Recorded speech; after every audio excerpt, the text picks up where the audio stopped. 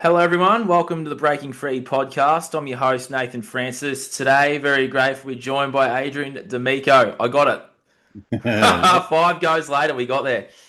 Good to have you back, mate. It's been a interesting few months. I listened to your chat with Luke Balk the other day. So your podcast is flying. What's been going on? Welcome back to the platform, mate. Thanks for having me. It's always good to chat to you, man. Mate, there's a lot going on. I've got a number of sort of, I don't know, like, um, how do they put it? Like stokes in the fire sort of thing. I've got a fair bit going on in business, personal, all that kind of stuff. So mainly business at the moment. My thing these days is, I'll probably explain to you, and maybe your listeners have heard before, but like, in the aftermath of the pandemic, I got destroyed. I closed down a bunch of, or one major business, and then my coaching business kind of like was skewed towards business owners. So in the pandemic, like that was the first thing to go. A lot of business owners were closed up, so they're like, okay, well, we don't need you anymore, or at least we have no funds for you anymore. So that was kind of really hard. And then the indoor skate park that I opened up just died the death of a thousand cuts. So post all of that, closing everything down, I started a new business, and it's in the trades industry. So my brother is a concreter, so is my dad. So I was doing some work for him because I was struggling with finances. I had money fucking going out everywhere, and everyone chasing me for coin. And still, like 3 years later, I'm just at the tail end now of getting rid of like all of those debts and finalizing everything, right? So my brother gave me this idea to go and resurface driveways. And so in the concept is that everyone has a driveway. There's cracks and fades and coloring sort of goes away after a period of time. So my job is to go in there and sort of beautify it and make it look good and Oh. bring it back to life again. So I do that through various methods, but that's the business that I created. So I Hmm. did it out of sheer desperation. Nice. Like I was just like, I don't want to be in the trades industry. I started my apprenticeship in building when I was like 16, and I fucking hated it. They just looked at me because even back then I was always training and being fit. And they just looked at me back then and they just said, all right, well, looks like you got a bit of muscle about you. We'll just get you to dig trenches and to, mix the cement and shift the bricks and all. And it's all I did for 2 years. I was just a fucking mule for that time, right? So I hated the industry. I didn't really like it, and then the rest is sort of history. But I'm back in the trades, pretending to be a tradesperson, as I sort of say it. And in the meantime, I've built myself back up, so I'm back into a nice place. I've got all my three boys with me, so like I'm a full-time dad, and all the rest of it. So um, yeah, like I'm just sort of building things back up again, but I'm at a stage now where I'm sort of back to the excitement phase, the growth phase, the sort of getting yourself into new opportunities phase, whereas the last 3 years or 5 years really since the pandemic has just been fighting. It's been a battle. Every day has just been sort of, if I'm not battling the brink of sort of bankruptcy, I'm battling someone's trying to jab my kids, or someone's trying to force me to lock down, and all that kind of stuff. So it's been all of these like battles up until this point. In this last 12 months, it's kind of like, no pun intended, or like it's a bastardized word sort of thing, but it's my time to shine. you know Yeah, I i'm love i'm it. I'm back there sort of doing my thing, which is good. So now my focus is like really heavily business focused. Obviously, like my health and everything is super important, but and my relationships, so like my relationship with my kids, with my partner Chanel and her kids, like we've got a fucking massive family now. So, this is the life of Adrian. Yeah, I love it, mate. That's awesome. It would be good to dive into how you were able to build yourself back up, because if someone's new to this platform, new to you, and haven't heard the previous 20 conversations we've done, just a quick, brief rundown, mate. How were you able to build yourself back up on, all the pillars of health, not just mental, physical, the emotional and the spiritual too? Like, how were you able to do that? There's a phase that I think most people will go through in terms of coming to the realization that whatever they are doing in their life up until this point has maybe worked to a certain degree, but then there's holes in your armor and there's things that you need to fix.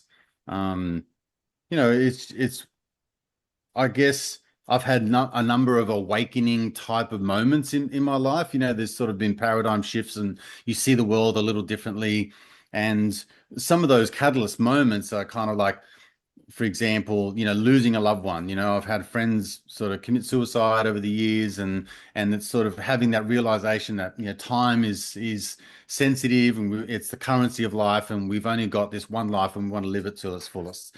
Other moments are like getting married, having children. Like um, I feel like super blessed that I had this obstetrician that I jokingly one day said, like, I'll deliver the kids if you let me. And he said, well, would you? Because like I can, facilitate that process. And so, I delivered my boys, and I mean like, hands-on, Really? grabbing them, pulling them out. Yeah, yeah, Wow. that Oh, was there, like yeah. I wasn't I was being guided, and Yeah. obviously, I did the easier parts. But Ah. anyway, I did all of that. So these are life-changing moments. These are the way that you see the world a little differently. Um, Hmm.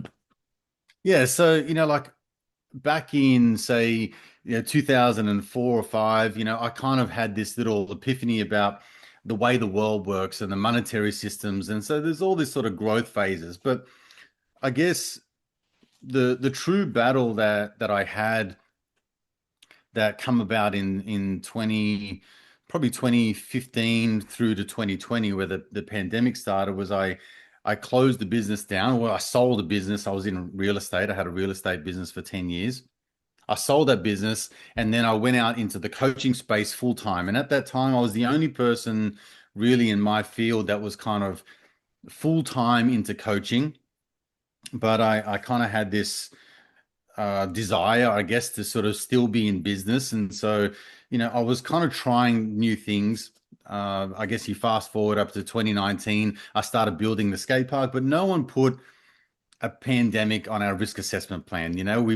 We sort of said, like, what if there was so many things that could go wrong with this business? So we put all those things on the what if list, like what if this happens? What if that happens? No one put a pandemic. So through that whole process was another journey of self-discovery and self-realization. I guess, to be honest with you, Nathan, like I realized at that moment that I've kind of been living um like a false life. I've been pretending to be someone that I'm not. And what I mean by that is that outwardly, I would promote all the mindset stuff. I would promote all the business stuff. I would showcase the things that I was doing. I was teaching workshops, and I was teaching business owners how to use social media and digital marketing. So my outside persona was someone who had their life together, and someone who, sort of had a high value system, high moral system, all those sorts of things. But the truth is that it wasn't like that behind the scenes. Behind the scenes, I had a lot of anger issues. I had moments where, like within my marriage, I was not loyal. I wasn't faithful. There's just like so many things in and around that were truly exposed, and the pandemic kind of like put all of that into the front, like in the limelight, so to speak. And the reason why I did that is because it got you to look introspectively at what was going on in your life. So, in that moment, there was times where in the midst of chaos, okay, like business is failing, my marriage fell apart, and a lot of standing up and being courageous at that time, and people were sort of acknowledging me for, I guess, my willingness to stand up against the system, that sort of thing. But at the same time, behind the scenes, there's a lot of things crumbling, and so I had to try and sort of manipulate the two worlds, where a lot of my identity was falling apart as well, because my business life was crumbling to the ground. I just realized that my value systems were corrupted. I realized that I was living a false life. I realized that um, there was just a large part of me that was broken. You know, it was like a little boy, you know, Mm. screaming and chucking tantrums and raging and all that kind of stuff. And I don't know, it just I know it's a bit of a ramble, but these kinds of things were teaching me lessons, and I didn't realize at the time what they were until everything just fell apart. And then I had moments where, like financially, you know, I go to the shops and I go to buy some groceries, and I just knew that I had only so much money in my bank account. And when I went to the checkout, I was just had these moments of like, I hope there's enough money to cover the food that I've got on the conveyor belt, you know, like the checkout. Um, you know, when I'm going through my separation and divorce, it was just very bitter. I had situations with my children where they were seeing me as the catalyst for everything being destroyed and their Yeah. world falling apart. You know, my kids were blaming me, and rightfully so. I mean, like, you know, I take full responsibility for all the actions that I took, but the way that they saw it was, Dad's the reason why everything's fucking up. Dad is the reason Yeah.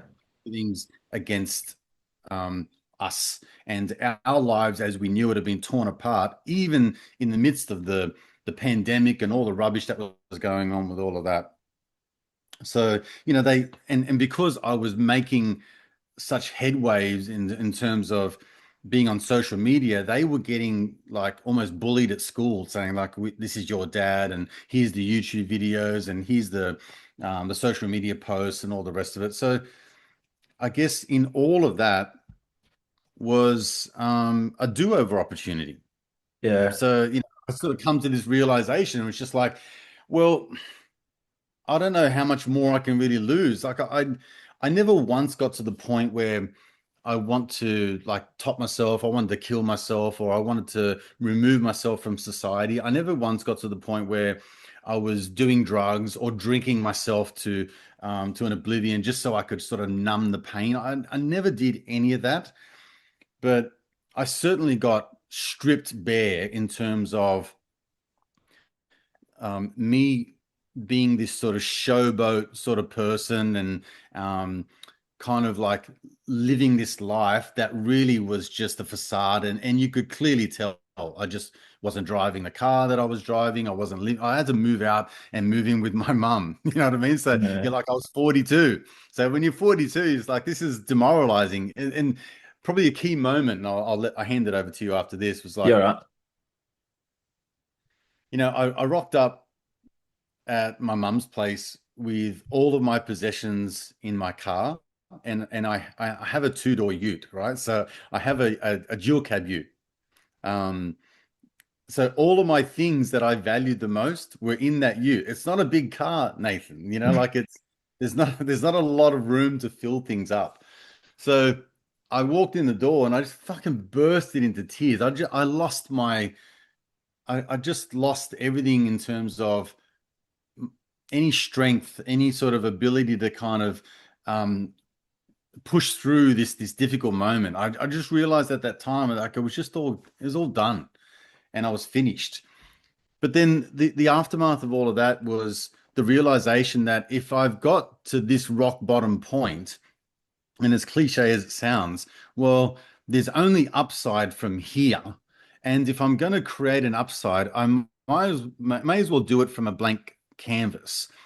And because I've now been sort of, I guess, stripped apart of my value systems and my belief systems and, you know, how I think the world kind of operates, and it's an opportunity for me to get to know myself again, but not only get to know myself, but get to build myself in the way that I want to portray myself to the world, how congruently I wanted to live in that moment. So if I'm going to start from a bare foundation, let's build a solid foundation. So I kind of built myself back up from that point, and that had to start with questioning my values. It had to start with questioning my belief systems. It had to start with who's the type of person that I wanted to become in order to achieve the things that I wanted in life. You know, what was the version of Adrian that needed to show up for their children? What was the version of Adrian that needed to be present in the midst of debt collectors calling and these sort of barrage of solicitor notes and letters in the mail requiring you to be in court and people suing me for loss of income and debtors and creditors and all these people that I owed money to, right? Who was the person that I not only wanted to attract in my life as a partner, but who was the person that I wanted to be a partner for, right? So all of these things were just an opportunity for me to go, well, I need to figure that out. And at the right, young age of 42, I kind of just said, well, there's no better opportunity for me to figure that out than right now. Yeah. So, that being said, it was just like putting all the pieces together and catching myself out whenever that old version of Adrian showed up. You with me? Yep. So it's just like, it's not like you can just make the decision. Well, some people can, but it's not like you make that decision all of a sudden, you flick the switch and you're just like, oh, this is the new version of me. That old version just creeps back in. It's like an out of tune piano that keeps wanting to go back to the old way it used to sound, but the new note has been stretched and sort of manipulated and bent back into being tuned correctly. But my body and my mind and certain things about how I operated and what I did in reaction to certain things crept back up again. So yeah, that's kind of how I did it. I just started from the bottom and built myself back up again. Mate, I appreciate you sharing all of what you just shared. And some of that, I haven't heard you speak about some of that publicly. So I just want to say thank you for sharing what you just shared there, mate. And I really hope that there's men out there that were where you were and can have some hope from hearing that, mate. Like some of that I didn't even know. So you sort of blew me away with some of that stuff. So I just want to Mhm. say thank you for sharing that on my platform. It's my pleasure. Yeah. I don't really know how to take it from here, but I'm just looking at you now, mate. Like I followed you back in 2021 when you interviewed Jason. So I've been on that journey with you, and it was Yeah. so awesome when I started my platform to then get to know you myself. And yeah, it's awesome to see someone that's been where you've been at a very, very low point in your life to then still shop to a podcast. Like you had all this shit going on and you still were doing podcasts. Yeah. Yeah, I Unreal. did. What I don't know what that is, but this is a part of my character that has shown up for most of my life, right? So it's not a flex and it's not a brag. It's just that like my threshold to and resilience to stress and pressure has been high from a young age, but I grew up in a very chaotic world.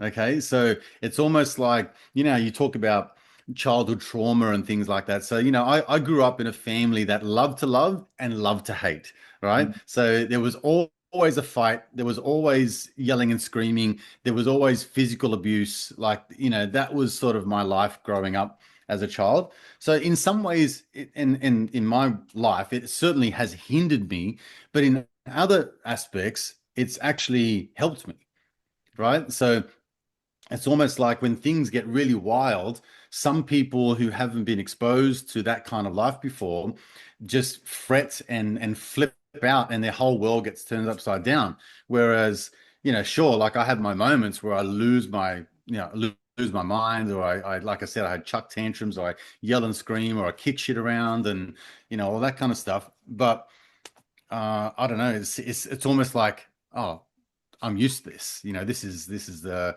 chaos that I've sort of grown up in. So I guess I've kind of had this ability to, in the midst of all of this stuff, I can still step back and not feel like frantic and not feel that I have to run and hide or anything like that. I can kind of look at the situation and just read the moment and kind of work through it. So to sort of uh, I guess elaborate on the still doing podcasts and things like that. Yeah, like I think a large part of me wants to teach from a lived experience. Yep. I was never academic at school or anything like that, but what I did do really well, and it's shown up many times throughout my life, is people would ask me questions about their situation, and they would ask for my help about how to remedy that thing. And this has happened from a teenager right through to adulthood, right? So I've just been one of those people that people would call on to be a sounding board. And I would always say things that were reflective of a situation that I'd been in that was similar. And I would give advice from that point of view. And I often think, and I'm not sure if you agree, but I think the best coaches, the best advisors, the best consultants, the most knowledgeable, the most wise, these people that we kind of gravitate towards are like that. They teach from their own human experience in a humble way, and they reflect on their lives, and they pass it to you and say, like, do with it what you will, but this is how I handle these things. And when you can self-reflect on that yourself, and then you go, okay, this makes sense, and I can take some of what Adrian says and some of what Nathan says and whoever you're sort of following or getting advice from, and apply it to your own life.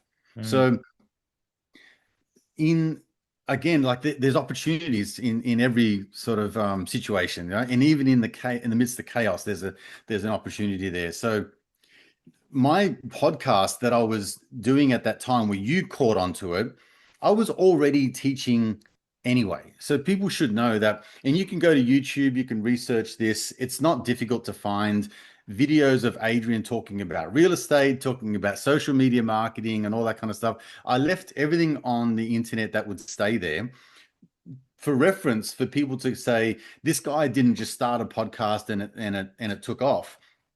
I've been doing this for years. I Mm. started blogging and talking about real estate through videos in like 2011, 2012, right? So I've been doing this for ages. I've got channels with like hundreds of videos on them, so I I just switched gears. All I did was, I'm going through this situation, which is the pandemic. I don't agree with what's going on. For whatever reason, my spidey senses are going off, and I just think it's a bunch of bullshit.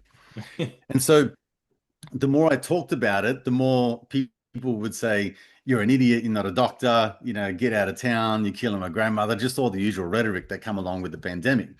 So I thought to myself, well, I would just ask people that are thinking along the same lines as me. So rather than talk about business and a few things like that, I would just talk about, I don't know, the pandemic. I would talk about vaccines. I would, I got onto our mutual mate Dale Yep. and talked about, pedophilia and fucking, Mm. all the shit around the like the Wood Royal Commission, Commission. Yep. like all these things. Yeah. But the thing is, it's like I just switched gears. I didn't even switch gears. I just pivoted Mm. to this sort of attention. I thought, well, fuck business, right? Who needs to know about like, I don't know, Facebook metrics or some shit like that, how to make how to make an ad or something. I'm like, this is none of that makes sense anymore. It's not important anymore. You know what makes sense? The fact that we've got a fucking world that's run by pedophiles, and there's satanic. The world's coordinated, it's curated, it's sort of there's this sort of false image or a veil that needs to be lifted. And I saw a lot of opportunity, and it was just a huge interest of mine. And so the thing was that the more I started to open up to people like Dale, and then Dale introduced me to Jason, right? Jason Christoph, Yeah, as you he know, because did. that's Yeah. Jason, right? Yep. There's, yeah, and then Jason put me on to Dr. Christiane Northrup, That's right? right. Yep. And then I went from Christiane Northrup to Sherry Tenpenny, and then I went to Peter McCullough, and then I went to Robert Kennedy Jr., and then I went Mm. to like Pierre Corey, and like it just expanded. Everything just started going like in a way that I was rubbing shoulders with people essentially that were in that world, in that space. Like, these are the sort of, the upper echelon, I suppose, of like, the people that were really breaking grounds in terms of information and making sure that people were having a peace of mind that they weren't going insane, that all of this stuff just didn't make sense. When I spoke to Pierre Corey about masks and all that sort of stuff way back in 2020, he was like, it doesn't make any sense. If you live in a shoebox, wear a mask. It might make a difference if you live with 20 other people and the room's like, 3 meters by 3 meters. Sure, wear a mask. It may give you some benefit. But other than that, it was just insanity. He said it's just insanity. Mm. So, I kind of like I got to meet a lot of these people. And I got to rub shoulders. And the thing that taught me a lot in that moment, Nathan, was that if it's just like I was reaching out to like I said, Robert F. Kennedy Jr., right? So I'd email him saying, hey, listen, we've got a situation here in Australia where they're roping kids into stadiums and they're jabbing Yeah, all of that's them. right. Yeah. And it's just absolute rubbish and chaotic and it's sad and it's disgusting and I want to do something about it. And he himself would like reply back and say, man, I'd love to be on your show. I'm finishing a book at the moment. Can you give me 2 weeks? And I'm like, fuck, I'm talking with Robert F. Kennedy Jr. on an email about coming on the podcast, right? So all of this sort of just expanded, but it was my way of kind of dealing with the situation because I had moments where I thought, I just don't know. There was so much uncertainty in the world at that time, and there still is quite a large amount of uncertainty. But in the absence of knowing yourself and where you want to go and who you are and what you represent, you're at the whim of like whatever comes your way. So, and however you deal with it. So at that time, through all of that chaos and through all of that uncertainty and through all of that questioning the narrative and all the rest of it, these people gave me solace. They gave me a sense of sanity. They gave me a sense of connection where, like in my hometown, I had fucking family members that were disowning me. Like I said, everyone was kind of like just shielding themselves from Adrian. Like not everyone, but most people that I knew in the business community for the last 20 years were like, who the fuck are you? Get out of town. You're a menace. Like you should be ashamed of yourself, just all of that sort of stuff. Mm. Uh, but by doing this, I've created a community. I've created a following and another tribe of people that we know, like, and trust each other, right? So people Mm. like you, it's just like Mm. this wouldn't have happened had I not taken that sort of leap of faith or just explored some curiosity with trying to talk to other people and just had the the intestinal fortitude or the just the willingness to sort of ask a question because like if you don't ask you don't receive. Yeah, that's true. It's one of those things where I would just reach out to anyone. And this now, like, Mm. we talk a lot about guests that we've had on and you make connection with them. It's just like I don't I don't have any fear anymore of talking with anyone. Like Same. I'll ask anyone to be on this show Mm. and I'll have a conversation and I just I love it. It's elicited something within me that is Yeah. like this is my number one asset is my voice Yeah. and communication and things like that. It's something that I just love to do. I do it for free. I don't monetize the channel. I don't talk about fucking athletic greens. No one's the show. You know what I mean? I fund the whole thing myself, and I'm happy to do that. Like I make plenty of money now. Um, and I have done in the past, but now like I'm making more money than ever through my business ventures, and I'm just going to continue to grow that. But the beauty about that is I can then do something like this for free and offer a tremendous amount of knowledge and help people connect to the people that I know and that I've made connections with. And yeah, man, it's just a super rewarding situation. You are one of those stories. That's you know, you watch the podcast. You don't know who I am, but you found a connection with Jason. You did his course, and now your life is on a trajectory that was night and day from what you were before. True. 100%. Absolutely. Yeah. Can relate to most of what you said. Like I'm a lot younger than you, but I started speaking up about the COVID shit too and got ran out, no, nearly got ran out of town myself because I was felt like I was the only person that couldn't see that could see what was going on. So yeah, Yeah. can definitely relate to all of what you just said. And even just being someone that's like younger, like there wasn't many younger people that were really standing up that I saw. And I felt like I was the only sort of mid-20 back then, mid-20s, like being like, what the fuck is going on? This is shit house. Yeah. But then, I was at a very low point in my life when I found your show. I've told you that many times. I was at a very low point in my life. I'd just come off a bloody 2-day bender. I'd fallen through a table talking to three young girls. Like, I was in an absolute, like, physical mess. And yeah, Dale just messaged me one day and said, "Oh, you should listen to Adrian's new episode with Jason Christoph." And I went, hung over and whatever. And, rest is history. I had you on my show literally 6 months from that moment. Yeah. That's amazing. Yeah. Yeah, it's a full credit to you. And I think people need to understand that, like, the one really prevalent way to torture someone is to isolate them. Right? It's literally a form of torture. Yeah. So and we know that even as an infant, if you there's a study, I can't, I'll butcher the study and the name and all the rest of it, but there's a study that if a child as an infant that is not stroked or expressed any love or held or anything like that will literally die within 2 weeks. Mm. Right. So there is a human need for connection. And if you know anything about energy, if you know anything about how like laws of vibration and things like that, we are all interconnected. And so that period of life where people were getting isolated, that's how you divide nations. That's how you separate people to the point where they feel isolated and they literally die.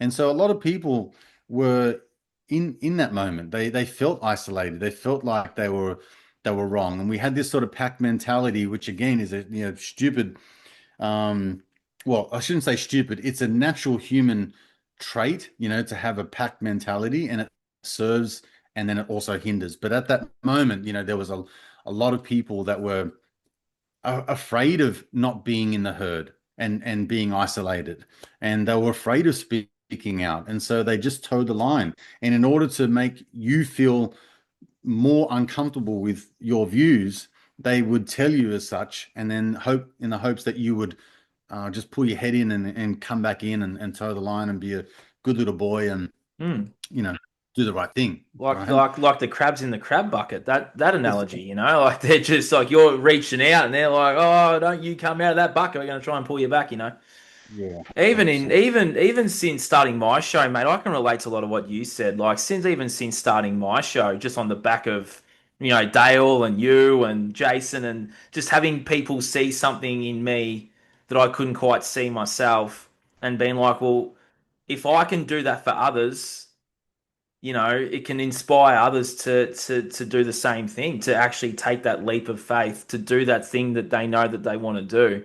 And I know Yeah. for me, I always wanted to start a podcast. I just was like, fuck, so scared of it, you know. And you learn I along think the way. My first episode, Adrian, was a car crash, mate. My microphone was too loud. I was talking too loud, and I kept cutting my guests off. I'm like, fuck, you just got to learn along the way, don't you?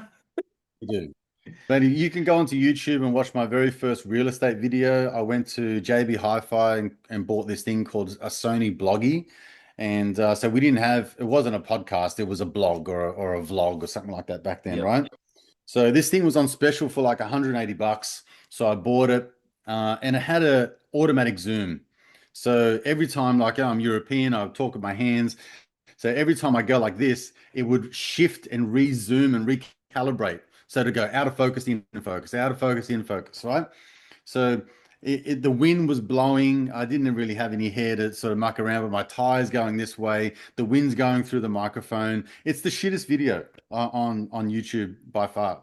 So it's just one of those things where like you've got to start somewhere. Like you've got to just have the ability to learn and to iterate, to iterate, to change, to modify, to Mm. understand what's going wrong, to just sort of realize that there's little nuances and tweaks that you can make, and things just start to fall into place. And Yeah. 100 videos later, like I'm still fucking up. Couldn't even get the sound sorted out. And this podcast when I started, I get times messed up all the time. This is Yeah, it's true. No. with guests overseas or the rest of it. Every Yeah. time 45 minutes wondering if they're going to fucking get on this call. And Yep. just the wrong day. It's just like I think people really Yeah. underestimate and they overthink the things that they want to do, the things that they want to achieve. They really overthink it to the degree that they talk themselves out of opportunities. And I was like that. I used to talk myself out of so many things, Yeah. my teens and 20s. And it wasn't until I got into my 30s where I just started to go, who gives a shit? Just fucking, Do it. give it. Probably late 20s when I started to really have a go at things. And then you start Mm. to think, well, man, what if I really tried? What if I really Yeah. just sort of let go of these limiting beliefs, these self limitations that I put on my own little cage just to box myself in? Where the truth of Yep. the matter is, and it sounds a bit woo woo, but there is just simply no limitations. I mean, within reason, like Yeah. I never. I won't delude myself to the point where I'm like, I'm going to be an NBA star or I'm going to be something like that. It's like, at 5'9", you got no chance. But, Yeah. you have to be realistic at the same time. Like you have to be optimistic. And I think I've just been blessed to be an optimist at heart, for most of my life. Yeah. Yeah. And you go on that journey, mate. Like you were talking about how you had the marriage breakdown and you've met someone now. And, from me, from my point of view, a lot of my listeners will know I was a bit of a womanizer player for most of my 20s. And I just Mhm. would shy away from any romantic connection, be like, nah, heart's closed off, had a bit of childhood stuff. And my first love, did what, cheated on me and stuff. So it was like, no, the heart was like, no. I was like, no. And I was just happy for that casual, meaningless connection of like for a one night, maybe a couple of goes and then see you later, like that was the way I lived my life from probably 22 to 26. But since diving into this work, listening to your podcast and a few others, it's like, well, hang on a minute. There's things that I want to achieve in my life and things that I want to do. I'm not really going to do those things and achieve those things living that way. It was exactly what you did. I had values and morals and ethics that were just like non-existent. So it's like getting crystal clear on that and being like, as you said, how can I show up as a potential partner for someone? What sort of man do I need to be? Because right now, back then, I was just a real little boy that didn't really know much about anything, that thought he knew. You had that fake confidence, that fake, as you were saying. I was exactly the same. But then, as I started my channel and started talking to people just as you were, learning so much about sex and love and relationships and health and wealth and all the things, right? And some of the guests you had on, I'd email and say, "Hey, look, my buddy Adrian has had you on. Can you jump on mine too?"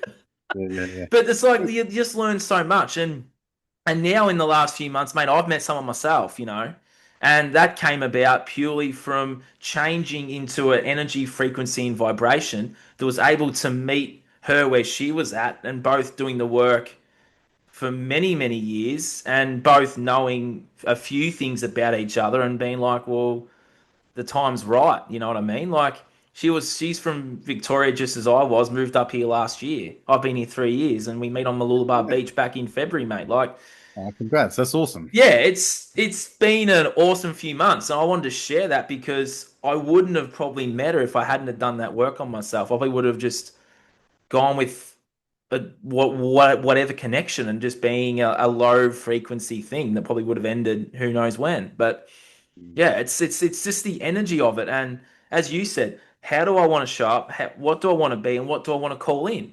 So I got crystal clear on that in December, and then 4 weeks later, I'm on Mooloolaba Beach on our first date, and the rest is history. Like it's not Yeah. hard. It is and it isn't. It is true. I think like, yeah, I can relate to that. I Yeah, mean, I remember post separation, I chose to be single and celibate for it was probably around about 15, 18 months or something like that. Like I didn't have any intention of meeting anyone else. I I did I that wanted too. to take that time to Mm, just let the dust settle and kind of get to know myself a little more. I've discovered that there's a large part of me that couldn't stand to be alone. So if I was going anywhere, I wanted to, if I was going to go for a coffee, I would just call you and let's just go for a coffee. And so that at least I had some company. If I was in the car by myself, I'd think of someone that I could call and have a conversation with. And even if it was just about nothing, I realized that a large part of me just didn't like my own company. I don't know if I didn't like it, but I certainly didn't like being lonely. So I spent a large part of those first couple of years, or nearly a couple of years, just being by myself, just getting to understand my thoughts and my emotions, and just having time to contemplate and to think and reflect on what was Mm. going on. One of the things that was really daunting for me, I love being a dad, right? So it'll get me a little emotional. I love it. I love it, man.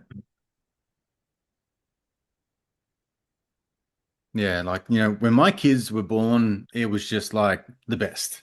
When their mum, like when my first son was born, when his mum's waters broke, I was just like so excited. It was till like 10 o'clock at night. And we drove down to the hospital and all the rest of it. And like I said, I delivered my boys. So I love being a dad. I've dedicated a lot of my life to being with them. Hmm. So it's going to sound weird, but like I did. I was never afraid of like nappy changing and all that kind of stuff. I did everything that I could bar feeding them, right? Breastfeeding. So Yeah. it's just one of those things where like that's obviously something that I can't do. So it's just like if you could take that out of the list, but for the most part, everything else I did.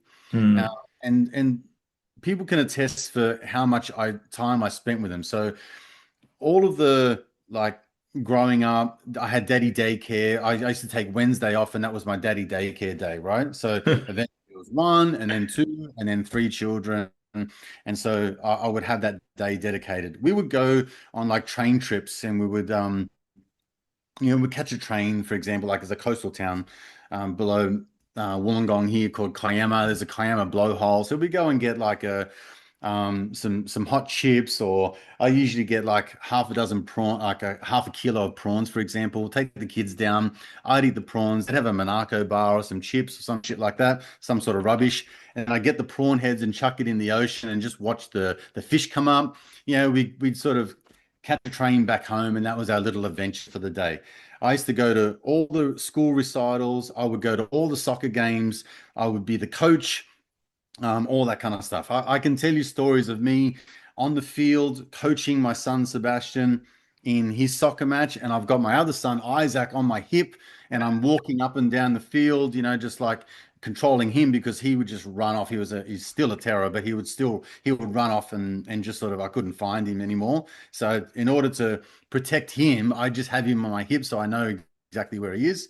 So I have him on my hip, and I'm coaching my son Sebastian, his soccer team. It got to the point, Nate, where like people go like, do you even have do they have a mum? Like, where is she? Where are you divorced? And this is like when they were kids, when they were babies. Because I just be at all of the recitals. I take my time out of work. I go around to their school, every Easter hat parade, all that kind of stuff I've done.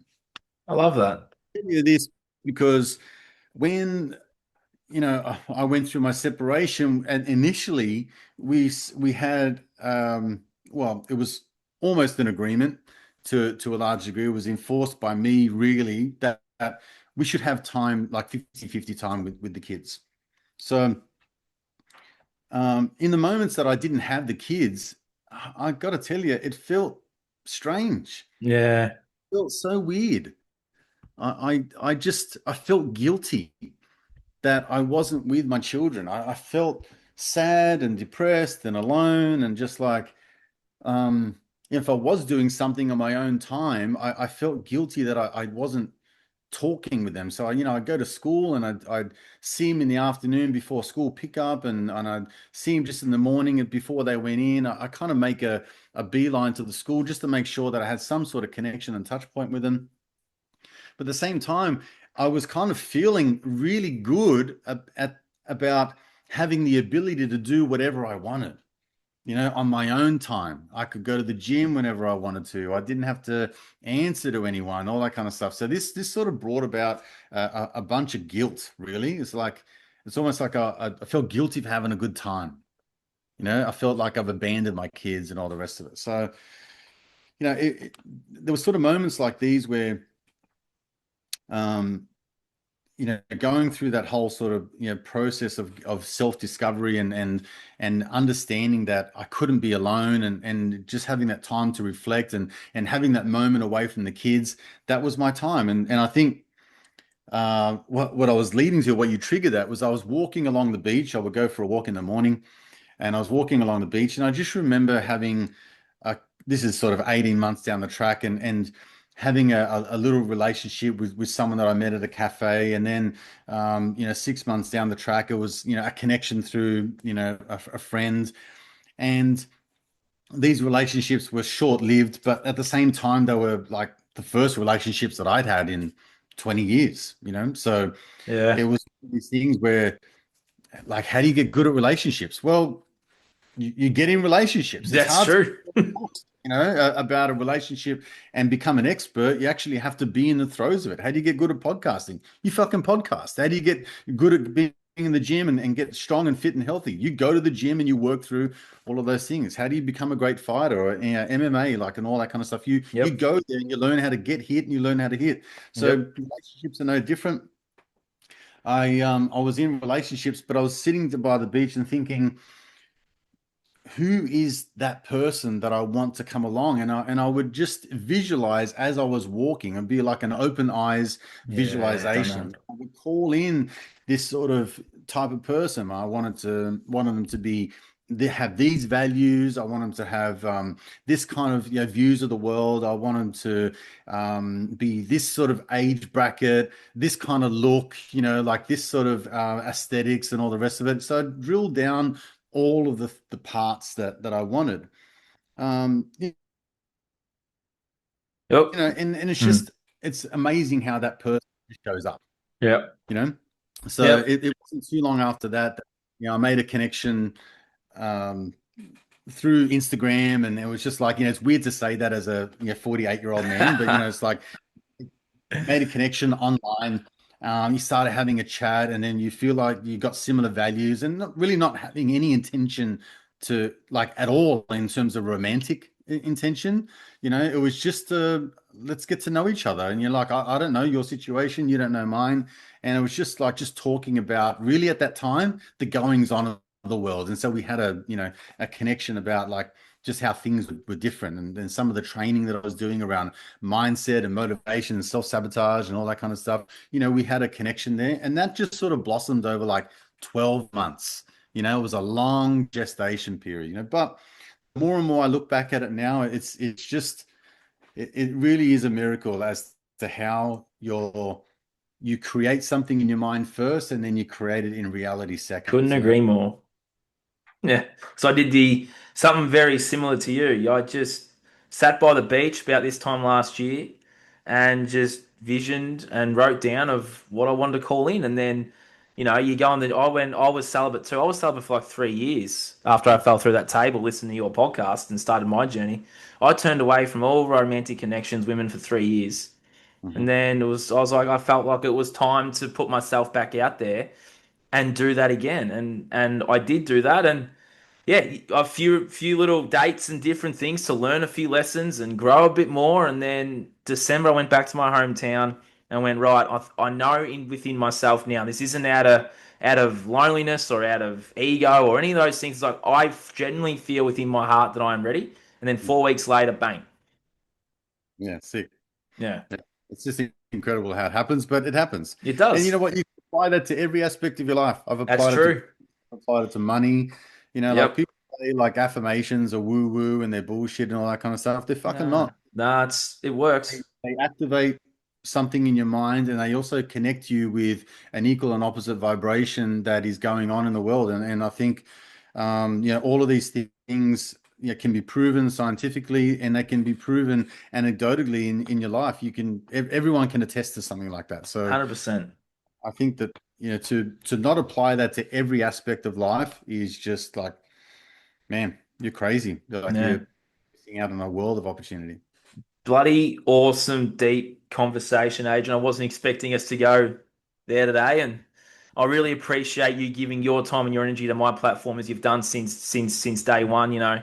I'm sure the first email I sent you, I was very inspired by that podcast episode with Jason, and I remember sending that going. I hope hope he comes on, and you've always been Yeah, generous with your time. I text you now, and we just make it work, and yeah, really grateful that you're in my life and you're someone that I can turn to for advice because you've gone through the ringer yourself and yeah, definitely can call you a friend of mine and yeah, I'm just grateful that Dale sent me that podcast of yours 4 or 5 years ago and yeah, me too. it's been really Pleasure, man. great. If someone's new to this channel, I'm not sure if you'll put it up on yours either, but where can people find you, mate?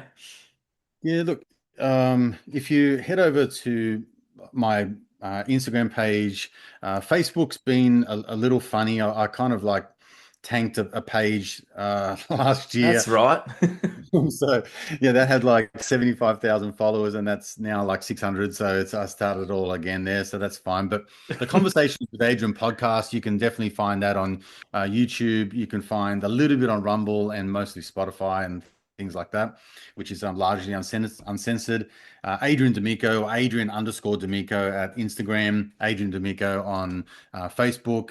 Like I've got a fairly good presence across all of that. A large part of my work in terms of coaching, I've got a book brewing and it's been brewing Nice. for some time now.